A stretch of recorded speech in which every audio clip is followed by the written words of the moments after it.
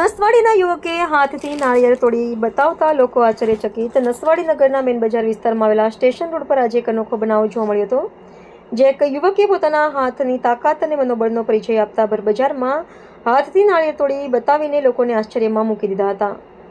મળતી માહિતી મુજબ નસવાડી ખાતે હાલ નિવાસ કરતા અને મૂળ રાજસ્થાનના રહેવાસી સિંધી શોકતભાઈ નાળિયેર પીવા માટે એક લારી પાસે પહોંચ્યા હતા।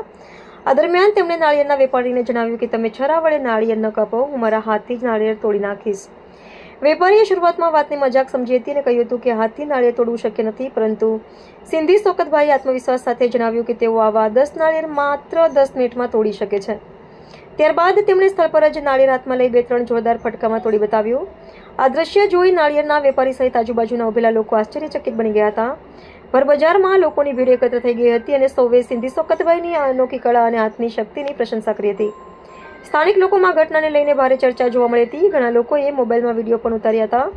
સિંધી શોકતભાઈએ જણાવ્યું હતું કે તેઓ નિયમિત મહેનત અને કસરત દ્વારા શરીરને વધુ મજબૂત બનાવે છે।